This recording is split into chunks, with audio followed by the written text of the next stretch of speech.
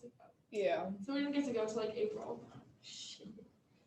Well, it's 5:05. I'm gonna go ahead.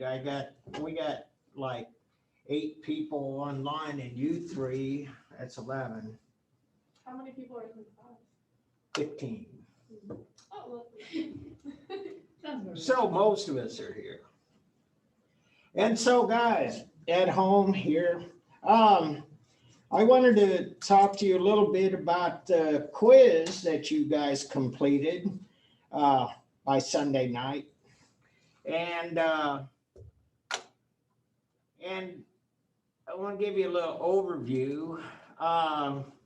Here is, you guys chose media. Over half of you did oil paint.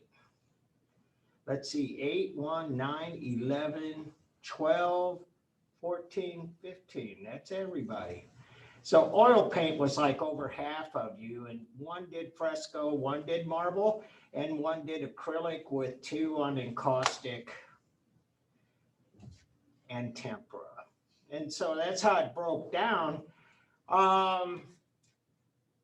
And I'm kind of hoping that maybe some of this directly or indirectly will help you with the paper that is due March 1st, which is Monday. And so anyway, you know, you guys did all right. It was pretty good. Here were the assets.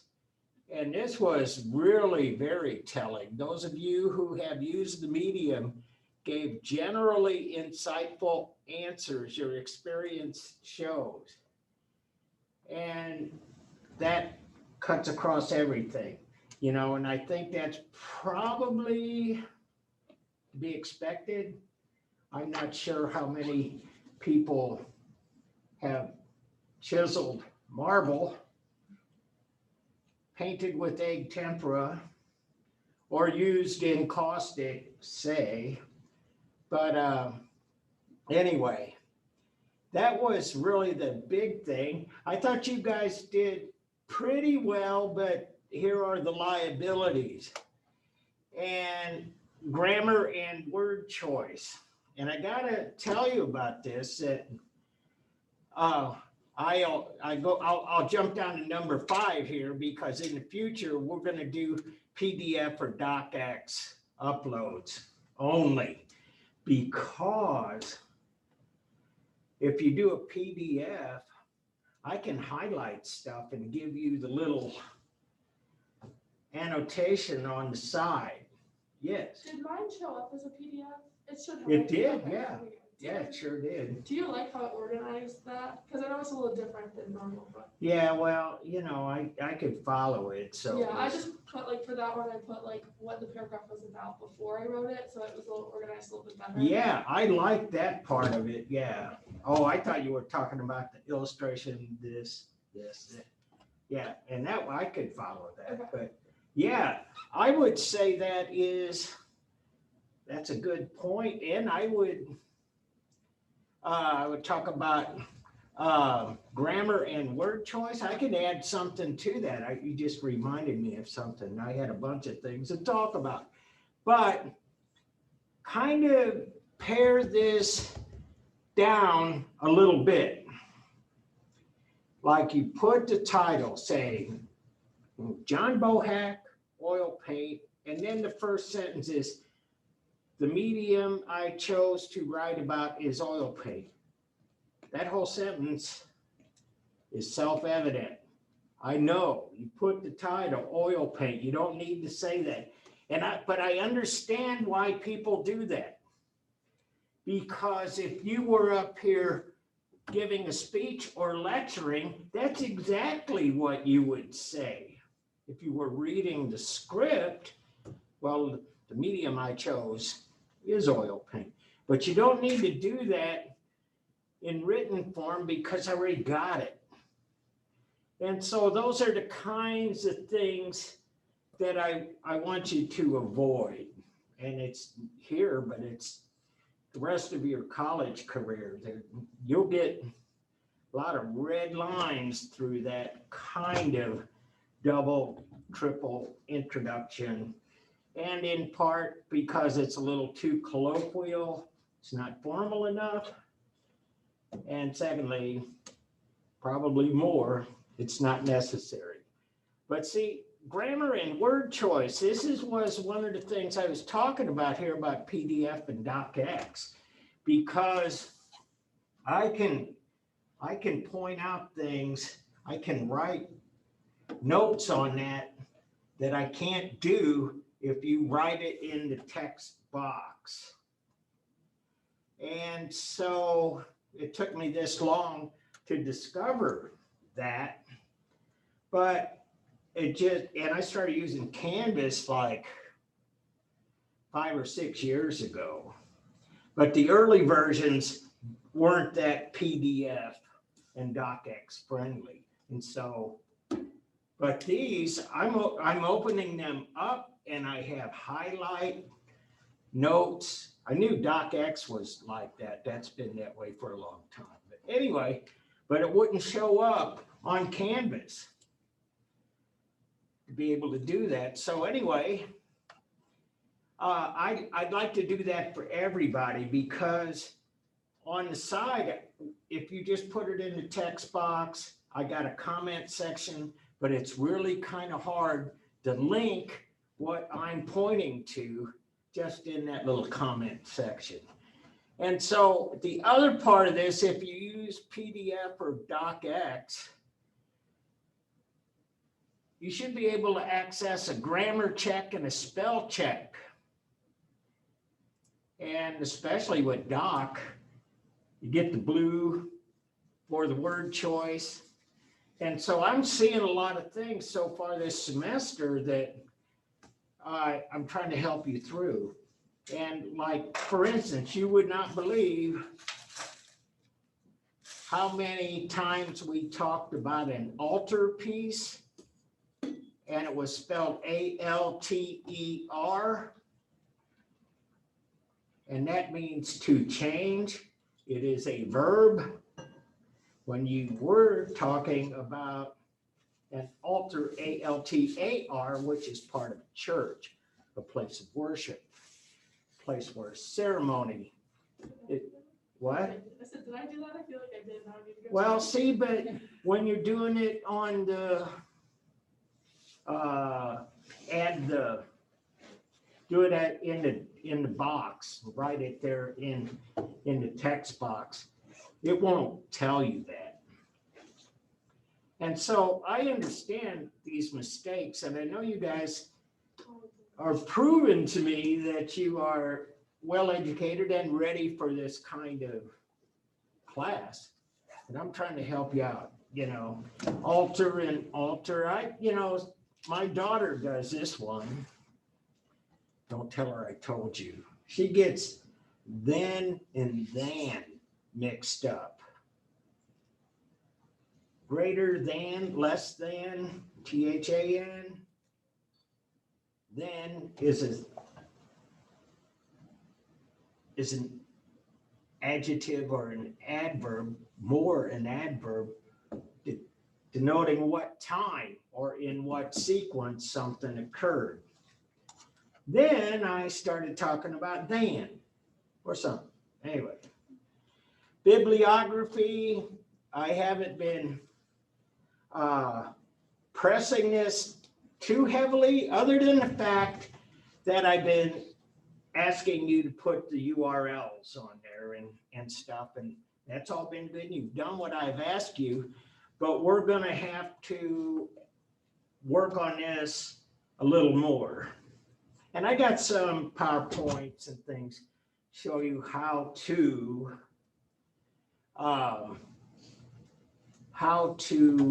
format your sources. And so anyway, but that's not on you, that's on me. I can walk you through this. Organization, just saying, and that's not a problem across the board, but there are some people who are writing stream of consciousness. And sometimes the consciousness goes here and there, and it makes it very difficult to follow. Now, we'll take a look at some basic style websites. I think I gave you guys one for the paper from the University of Wisconsin. You know, what you want to do with a paragraph is begin with a topic sentence. And then you want to organize your supporting information in a logical, cogent manner. And then you have either the concluding sentence or you have a transition sentence. And then you go to the next topic sentence and so on. So organize this stuff. And I'm finding, like with this one, it was about process, and it was about what this stuff actually is. You know, and I'm getting some good results. You know, you guys have been very good about oil paint, safflower, sunflower, walnut seed, oil, so on. Pigments, binder, varnish, a lot of times, shellac, whatever. That was all good. But if you put part of it in the first part of it in the first paragraph and then kind of put it in the second paragraph and bounce around, just organize, just think about it as organization. Narrow or restricted, what that has to do, why I want to bring that up, is that I ask you to be concise. And you, by and large, were. But don't let being concise make it too restricted or narrow. So anyway, think about, are you giving as much information as you'd like to? Or are you stopping when you get through with the paragraph and then moving on? Or maybe you got more information than will fit in a paragraph. And then if you're in that position, you're in business, because then you can pick out the important points. And so anyway, I think a lot of this will be a lot easier to do with PDF files. And the other part of it is you can take your own work and cut and paste it and move it around and run the spell check, run the grammar check, you know. And so talking about that, this has as much to do with the papers that you'll finish this week, early next week, March 1st. Any questions about that while we're on the topic?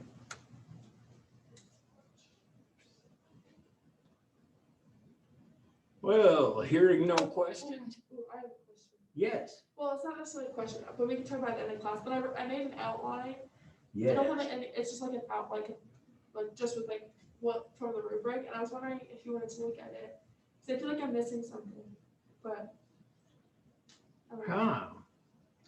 Well, it's not really, in some ways, it's not really designed to be totally comprehensive, but it's meant to kind of look at your artwork from a number of different points of view. How it was made, the history, the background, you know, the story it tells. Okay. And so it's not every aspect, because when they said a picture is worth 1,000 words, that was a gross understatement. Actually, you can write books and books And so, yeah, I just wanted to kind of give you 3 points and then your assessment of So the work. for the personal opinion and feelings about the artwork, I wrote what criteria do I think are most appropriate for judging the artwork and what can be improved and how, and was the artist successful in conveying their idea? Does those sound like good points for the Absolutely. Yeah, I think that's really good. And that's right out of art criticism. Yeah, I looked it up. Yeah, that is. And that's where you should be with that. Okay. Yeah. And there are a lot of ways, but since you asked that question, it's really a very good question. We could spend a whole semester on that too. But bottom line is that that is the age-old question. How do you assess whether artwork is successful or not? And so there have been theories over the centuries. One of them that gained a lot of traction in the late 19th century was put forward by a guy, a Russian author named Leo Tolstoy. You may have heard of him. And he said that the most successful art was the art that could touch or reach the most people. And so it was a kind of a small d democratic idea. And so, you know, a lot of people run with that, have for a long time. Except, would that apply to Jackson Pollock and the drip paintings? Because still, because I'm an art guy, I hear people say, well, about a 3-year-old could do that. You just drip some paint, splash it around. Saw an Oscar Mayer hot dog commercial where the dad and the daughter were spraying each other with bottles of ketchup and mustard. I don't know if you've seen it. I watch too much TV. But at any rate, the mom comes in and says, what's going on here? This is a big mess. Daughter says, this is art class, and we're doing abstract expressionism. So anyway, but that kind of art does not reach a large, broad, wide audience. And so, yeah, a lot of things, but I think you're right on track, Olivia, because you're talking about the criteria you are using. Mm-hmm. And just to say that there are a lot of criteria, by the way. One criterion can be how much is the art worth? And so we were just looking at Rembrandt on Monday. Rembrandt's command very high prices, in the millions. Works by his students command prices in the tens of thousands. That's why when this guy got proved that his painting that they owned was an authentic Rembrandt, the price of that thing exploded by 100-fold or so. And you can use what they call the economic standard to judge if a work is successful. There are a lot of things, but anyway. I could go on for a semester on that one too. And finally, somebody wrote about tempera, and I thought this was a good answer. And you see, I decided to write about tempera. It says it right there on the top. Tempera is a type of paint that has been used since the time of the ancient dynasties. According to Britannica.com, tempera is an ancient medium, having been in constant use in the world, most of the world's culture, until it was gradually superseded by oil paints in Europe during the Renaissance.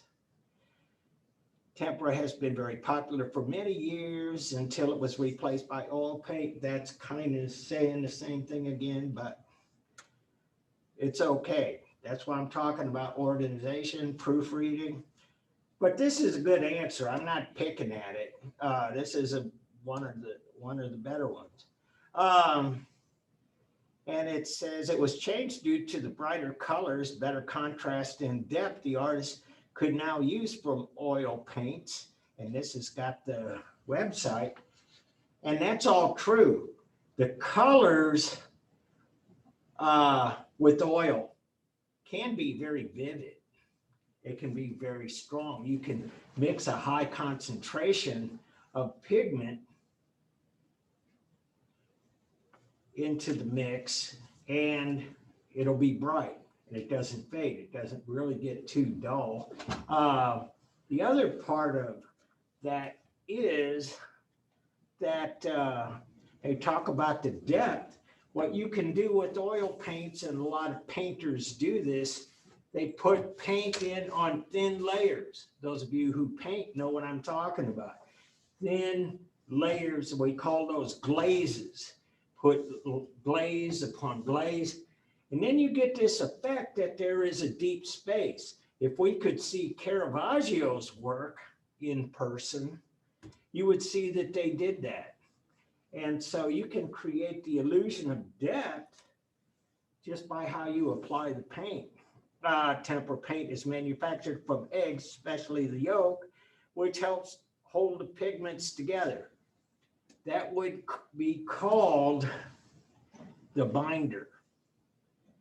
There are a few characteristics of tempera painting that make it very interesting and unique when used in art. For example, Britannica says resulting from its fast drying property and discipline technique are steely lines and crisp edges. And that is really true. Its meticulous detail and rich linear paint. It is losing my place here. It's important to prepare the surface on which you will be using the paint. And so she talks about, I gave the gender, so I gave a hint. Talks about preparing surface with gesso. If we were talking about a longer, more detailed essay, we would talk about what gesso really is. Does anybody know what the word gesso means? Isn't it like a coating that you put on? Yes, it is. To like help blend the paint? It is. It protects the paint. Here's the deal about oil paints. You put it on wood or canvas or anything, those oils in oil paints will corrode the surface. They will seep into the wood and rot the wood. If it's painted on canvas, it'll eat the canvas over time. And so anyway, but gesso itself comes from the Italian word for chalk. And it's made from the same stuff, the gypsum, other kinds of sedimentary rock, limestone, and so on. It's all the same kind of thing, but they grind it down and they make paint of it. Today's gesso is usually put together in an acrylic base, which acrylic itself is actually provides a protective layer too. But, and here she says it, paint is applied with thin layers. And so here we go. And here's some of the outstanding uses of tempera, all good.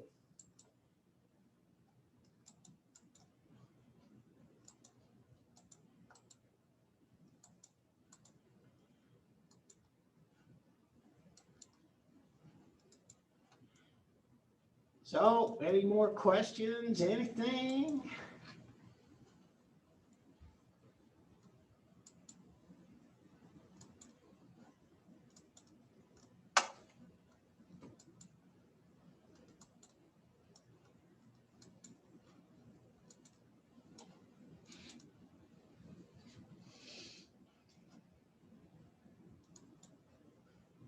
And slideshow from the beginning. And so I'm picking up where we left off on Monday, and I showed you a lot of this Rococo stuff. Ornamentation, lots of spectacular scenes such as this, Tiepolo. Just really in a lot of ways, technically,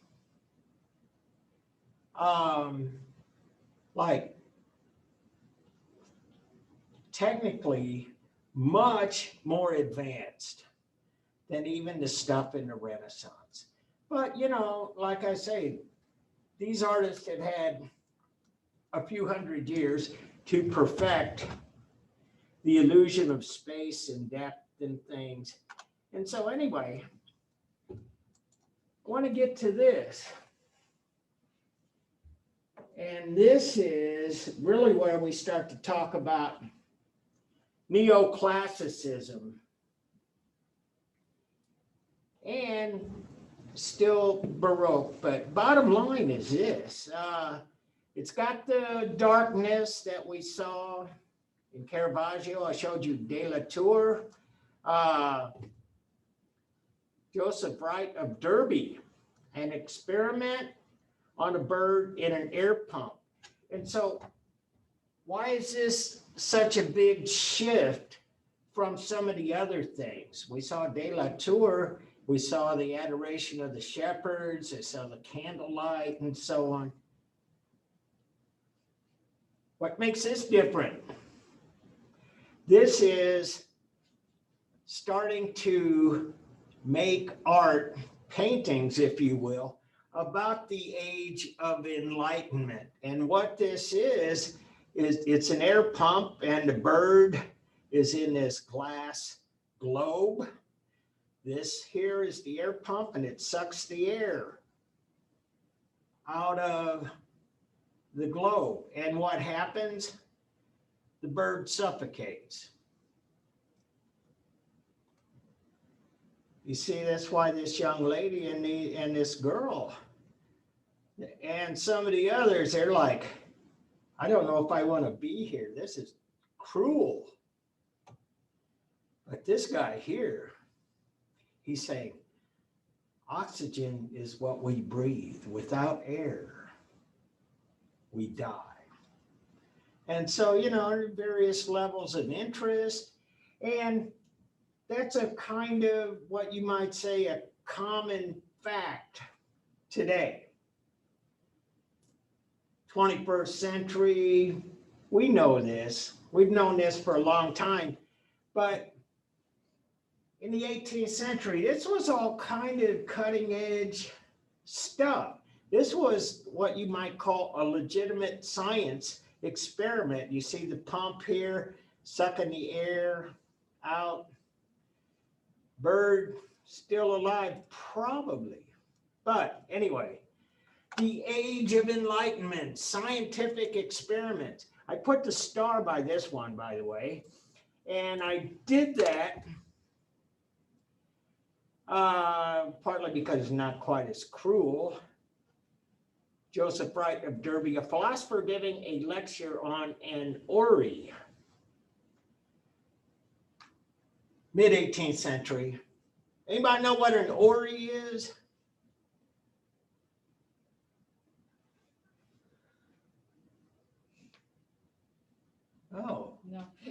Put a ST in front of it and it's a story.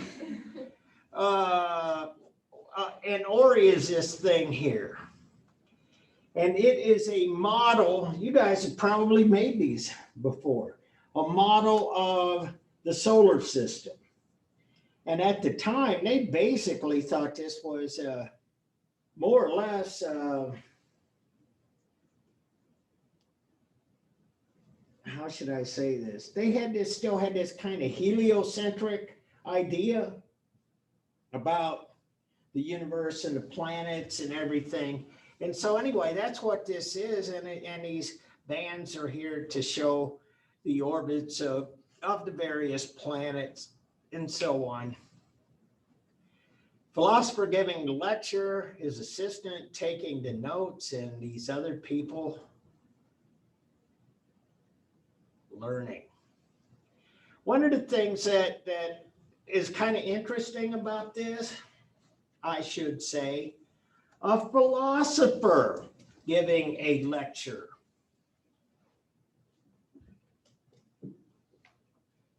What's wrong with that statement? Or is there anything odd about it?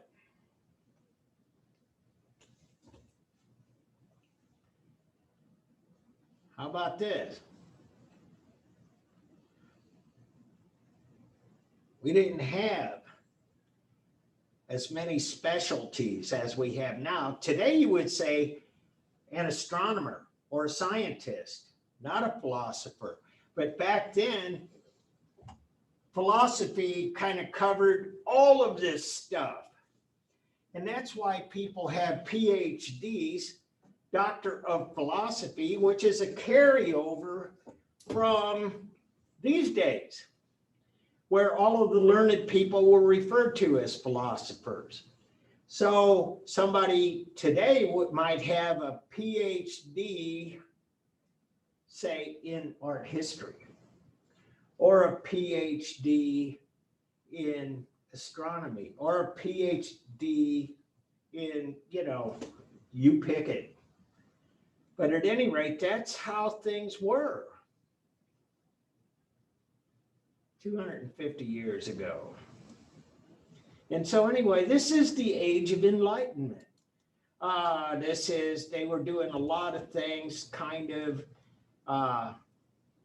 high-tech steel. Well, we start to see steel replace stone because we have the industrial age. We see the beginnings of that. We see massive steel mills. Had them in England first, came to the US. It enabled the people in the upcoming 19th century to be able to do things like build railroads and skyscrapers and so on and so on. So anyway, we see that it's part of the early Enlightenment, and it will lead to greater industrialization, but we see it. What we have here, Jean-Baptiste Simon Chardin, this doesn't go away either. We see artists making art about everyday people doing ordinary things.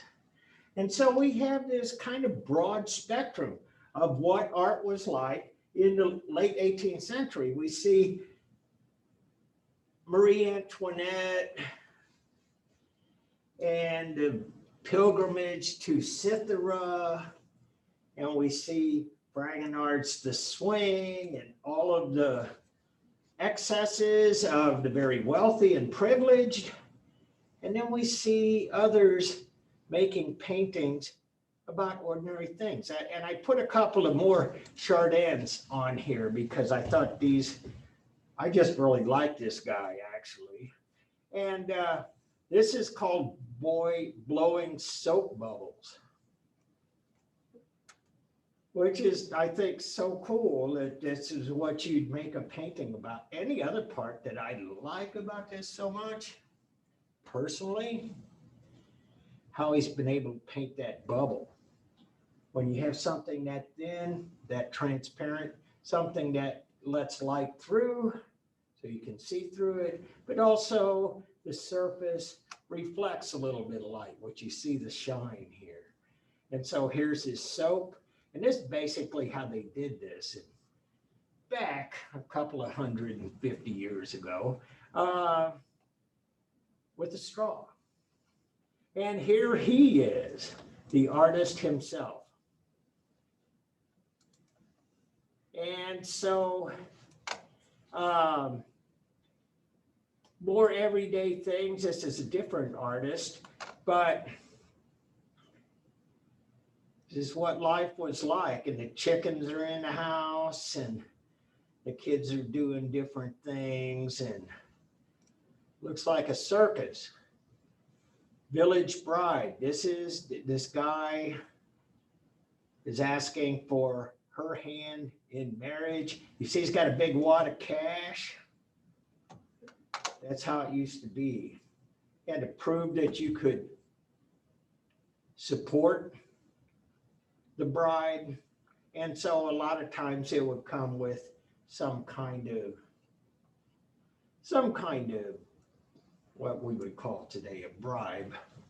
But anyway, everyday people doing everyday things.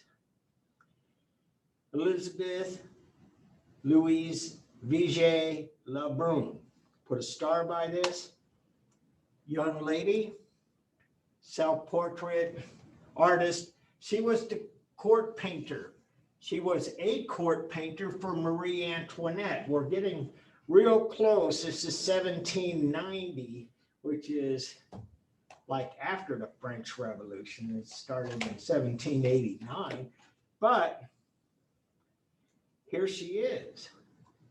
And she's doing a self-portrait. She's looking back at the viewer. This is actually a very interesting painting, not only for the skill, but for the fact that she's a woman and she's looking back at the viewer, which was really kind of, you don't see that very much, or didn't at the time. When you saw women portrayed, they were mostly like looking down or looking away, and they were shy and demure. Not Vigée Lebrun. Now she's looking right back at you.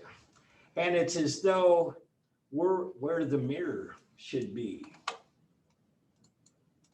And here is one of her paintings as court painter for Marie Antoinette and her children.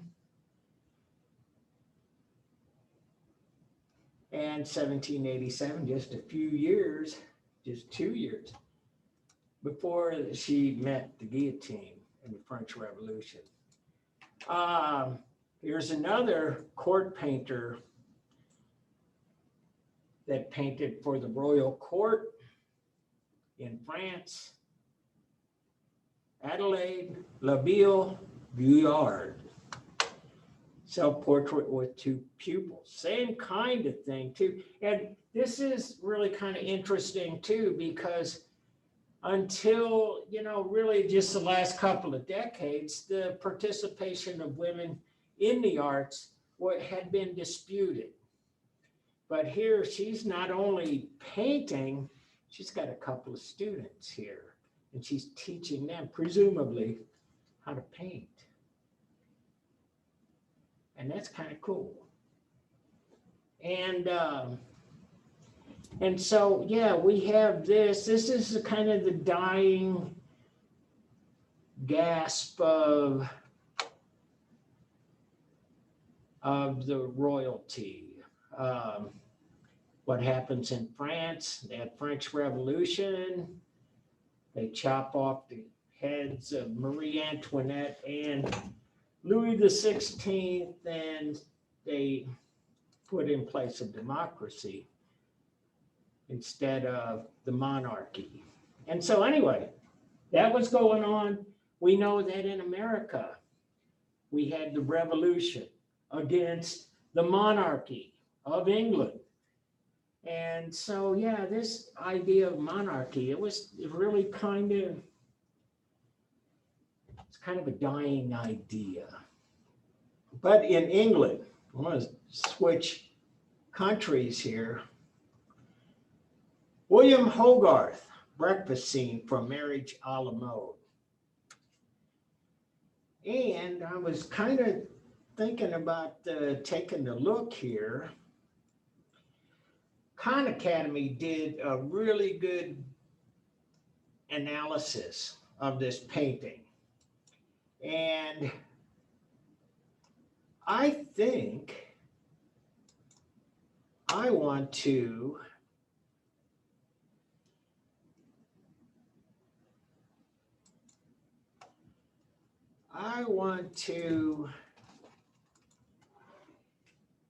show you that, partly because I'm talking about how a picture tells a story. And here we go. And so where's my search? There it is.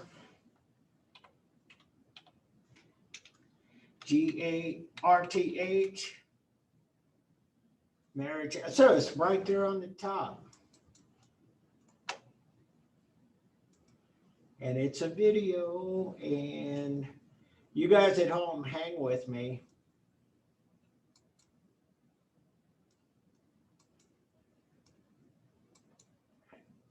You guys seeing this?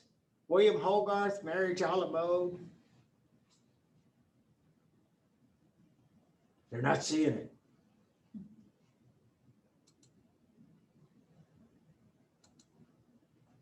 Really, seriously, can you guys see this?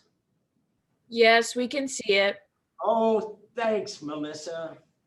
All right. I'm going to play this because this is like a really good example of kind of breaking down a picture and telling the story that the artist wanted to be told.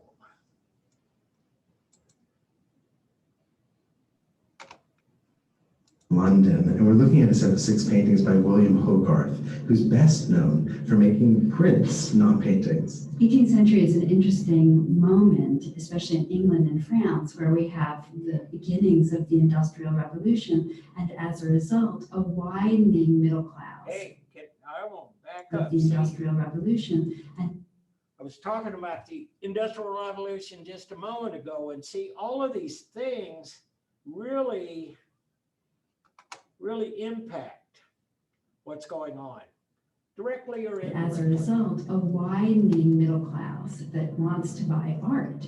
You have the landed aristocracy, which is in some ways beginning to lose power to a new merchant class that is becoming powerful because it's becoming wealthy. So whereas before you had art that was serving the aristocracy, princes, monarchs, the church, we now begin to have art that is made for this growing middle class audience, and we have prints that are being sold to a wide public, and art becoming a commodity, something that large numbers of people buy. And prints are a lot less expensive than paintings, and Hogarth's intent here was to use these paintings as a model for the prints that he was going to produce, and then he would sell those prints for about a shilling a piece. Now that was more than a working class person could afford, but it was well within the means of this new middle class. So Hogarth is becoming a kind of artist entrepreneur, something that might be very familiar to us in the 21st century, when art is still so closely allied to commerce, to galleries, to money making. And this is so targeted to that new middle class because it is a very deeply moral set of images, but it's also a set of images that is full of fun and makes fun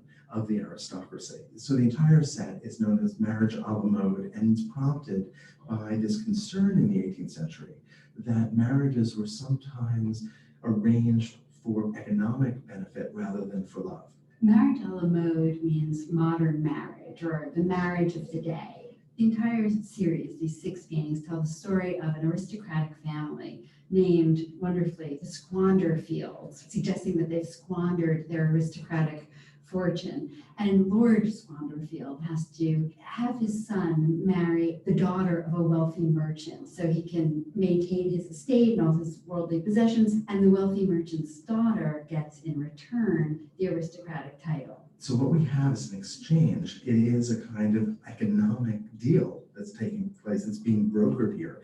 So let's look at the painting. On the right, we see Lord Squanderfield. He's pointing to his family tree, which begins with a medieval knight, suggesting what he's bringing to the table is this great lineage. Over on the far left, you see his son in blue, and he's picking some snuff out of a box, and he looks really like a dilettante. Well, he's actually looking in the mirror too, sort of gazing at his own reflection. So we have no sympathy for him whatsoever. And the woman behind him who he's going to marry, he has his back to. He's not paying any attention to her. This is an arranged marriage. The woman is being talked into it, someone we're going to see later in the story. His name is Silvertongue, and he's a counselor. So clearly Hogarth is making fun of him and talking about him as a kind of smooth talker. What's interesting is the way that Lord Squanderfield, with his gout-ridden foot, he's situated in between the family tree and this dowry that he's being paid. And he's saying, look, I'm bringing a lot to the table here. I've got this long aristocratic lineage. This money that's piled up, this isn't even enough for me. Well, that's because if you look out the window, he's building a new mansion and he needs to finance that. We see a lawyer at the table, and we also see the merchant himself, that is that young woman's father, and they're attending to the business transaction. But the architect stares out the window at the building that he's dreaming of constructing. So everybody is in this for their own self-interest, with the exception of the young couple. The young man, self-involved. The young woman looks inconsolable. But these two individuals will add to the disaster that is their end here. So let's move to the second canvas. This is tête-à-tête, which means head-to-head, face-to-face. The husband has come home from a night of gambling and drinking And womanizing. and womanizing. So how can we tell? Well, the dog's sniffing at what looks like a woman's bonnet in his pocket. And he looks like he hasn't slept at all, but his wife looks like she's had some fun of her own while her husband was away. Her bodice is undone. She looks flirtatious, as though perhaps her lover has just left when her husband's come home. She seems to be signaling with a mirror held above her head to her lover, perhaps. The chair is overturned, an instrument is on the floor, a music book is open. There's an implication that lovemaking has taken place here, and it's just ended when the husband has come home. And music was a traditional symbol of pleasure. And sensuality and lovemaking. And in the room just past her there, we see images of saints. So we have Hogarth commenting on the immorality of this couple. And to make sure that we don't miss these signals, Hogarth has placed a third figure in the foreground. He's a kind of accountant, and you can see that he's had it. He holds receipts, he holds bills, and he's thrown his hands up. He can't get this young couple to take their finances seriously.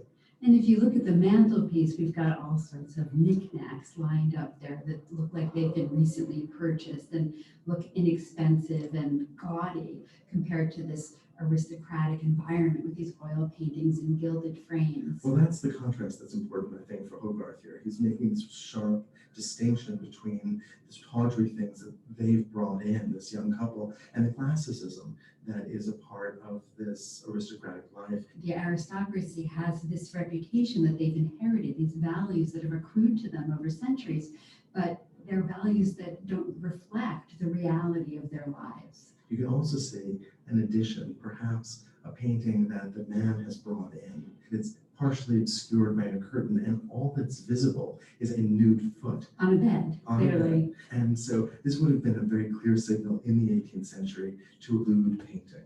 So in all of these paintings, actually, the artwork really tells a meta story. They comment on the scene that's being enacted, and we can see that right over the mantle. We have a classical sculpture, but its nose is broken, as if it had been knocked over at some party. And behind it, a painting of Cupid among the ruins. That is, love itself is here ruined. Love itself has become a disaster. Let's look at the third painting. This canvas is called The Inspection. And so I want to kind of stop it there because I want to kind of get some more talk about this a little bit. But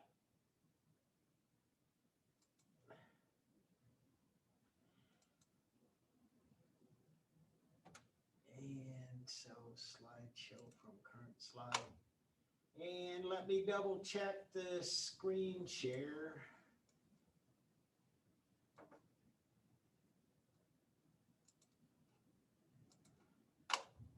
Got it? At any rate, That's what I'm talking about a artwork telling a story. Sometimes it's very long, involved like this. Sometimes it's, you can look to the subject matter, and especially with religious art, you can go right back to the religious text the artwork was based on, and whether it's Christianity, Islam, Confucianism, Hinduism, Buddhism, whatever, the artwork, every picture tells a story, don't it? That's a song. Anyway, I want to show you a little bit more about Hogarth too, because they showed you a little bit about the prints, and that's really how he made a lot of money, and he made a lot of artwork this way. And this guy is like extremely funny, humorous, witty. And the other thing he is that he is concerned about morality. So that's really kind of the underpinning of all of this. And this is just it's kind of poking fun at lifestyles of the rich and famous. Could be the Kardashians, something, I don't know. But a lot of stories. William Hogarth, here is one of his engravings, Satire on False Perspective, and it just says down here on the bottom, whoever makes a design without the knowledge of perspective will be liable to such absurdities as are shown in this print. And it's an engraving by William Hogarth. And so, look at this. Please look at it with me carefully. It's like the perspective is like all whacked out. For instance, this guy is up on the hill, and this woman has a candle out the window, and she's lighting his pipe with the candle. We see, this is what they talk about, you might have heard this expression, hanging a shingle out. That's what this is. It's just, that's how they did things before neon signs and things like that. They basically put a shingle, and they put whatever their business was. And so anyway, that's this, and it's sticking out here, but it's behind the trees there. This guy's fishing, and he's right here. And that makes this, that makes this like, 20 feet long, because he doesn't understand perspective. And this guy is fishing right here. A lot of things like this about how the boat kind of sits on top of the bridge because it doesn't understand perspective. Take a look at this church, and it kind of bends and so on. So this is a humorous parody of those ideas, the laws of perspective that were developed in the Renaissance. And he's kind of deliberately, humorously turned them on their collective ear. And so that's one thing. And I always kind of like this about this guy shooting his rifle. Yeah, it's all out of whack. Anyway, here is an example of the moral lessons that Hogarth made a lot of prints about. And he did this series, it's called The 4 Stages of Cruelty. And basically what this is a statement about society in England at the time, and a statement that in the culture, and especially with young boys who are really all over this, cruelty becomes sport. And if this would have been done, and it leads to, and this is why it's the first stage, and because they're young, leads to bad criminal evil behavior as adults. And so I can give you some examples. The serial killer, Jeffrey Dahmer, you guys may or may not know him. Well, there are people that talked about how when he was a child, he would burn insects with a magnifying glass.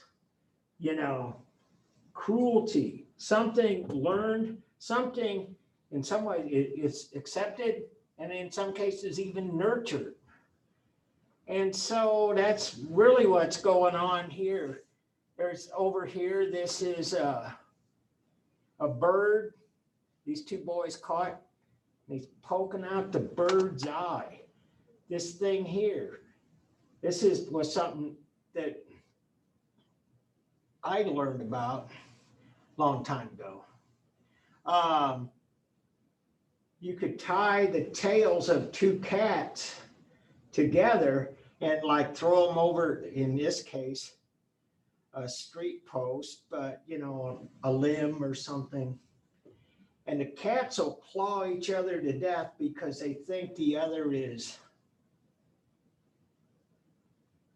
responsible for their situation. And they will. This is, and you see they got quite a crowd here. We still do things like that. Hopefully that'll go away. But, we do things like dog fights. People raise pit bulls. We have cockfights where they take chickens, male chickens, roosters, and they teach them how to fight. And sometimes they even put blades and other kinds of weapons on their claws and things, whatever. Up here, got a cat, got a couple of balloons. This cat's getting carried away. Doesn't even, cruelty. And so, this is strangling the dog or holding the dog. Ooh, that's particularly vile. And so anyway, the idea was that it was a moral lesson. If you see people behaving like this, the society suffers, because this is where a lot of that criminal evil behavior begins, when cruelty towards animals becomes sport. And like I say again, it hasn't gone away entirely, but that was morality. That's what he's talking about. And so anyway, Hogarth was one of the great artists, late 18th century England. And we have some painters, Thomas Gainsborough, Rococo in some sense, with all of the flora. Think of Fragonard, the swing, all of that. Joshua Reynolds, dramatic, heroic. Lord Heathfield, excuse me. Benjamin West, and this is from the New World. It's in the National Gallery of Canada, and this is what you'd call a history painting. That is from upstate New York, and it's anyway.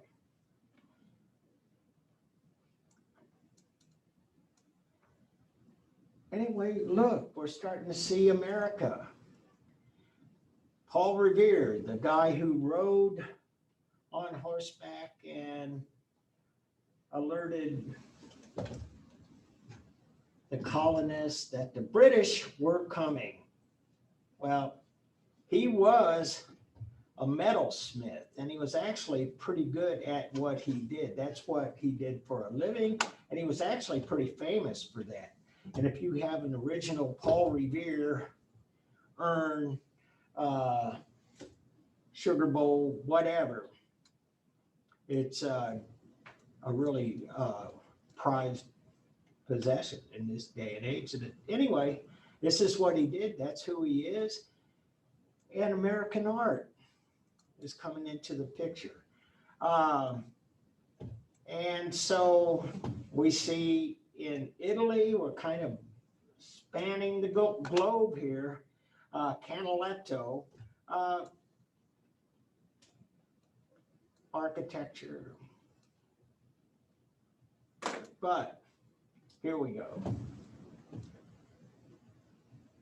Battoni, we just saw that in the film about how a lot of the artwork of the time was portraits of royalty, wealthy people, and aristocracy. And so that's what I showed you with Joshua Reynolds and so on. That never goes away. And we get this fascination with classicism. This is called an Etruscan room, and it's decorated right out of Etruscan culture, which is the culture that predated Rome on the Italian peninsula. And so we see classicism start to emerge here.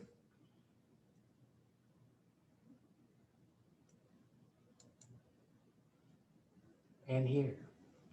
And so the Age of Enlightenment, we've got to wrap this up because we're running out of time, but the Age of Enlightenment produces stuff like Joseph Wright of Derby. We see that. We see William Hogarth and the 4 stages of cruelty, and these commentary on society, decadence, immorality. And we see, as a counterpart to a lot of this stuff, we start to see a pushback into classical artwork. And so I thought we were going to get through this today. This might be a good place to push the pause button because there's a lot to say about this painting in particular. How many of you have seen the Da Vinci Code movie? This painting is like real prominent in that film. Partly because a lot of it takes place in the Louvre, and they show Tom Hanks, and I forgot. Oh yeah. I watched it. Like I went to a private school, so we did like a lot of stuff like that. A Yeah, lot of like really advanced. I don't remember very much of it, but I remember Tom Hanks. well, see, this is, and you're learning more, hopefully, in this class, but bottom line is that maybe someday you'll be cursed as I am, that every time you watch a TV show or a movie or a commercial or something, and you see a famous work of art and you go, oh, I know that one. That's the Oath of Horatii. And so we'll pick up on this on Monday. I just want you to think about this part of it. Because if you saw that film, you saw Tom Hanks standing in front of it, and you would know that it is 10 feet, 10 inches high and 13 feet, 11 inches wide. So it's basically 11 by 14 feet. Huge. And we'll talk about why that is on Monday. Good luck with your papers. And any questions before we say goodbye?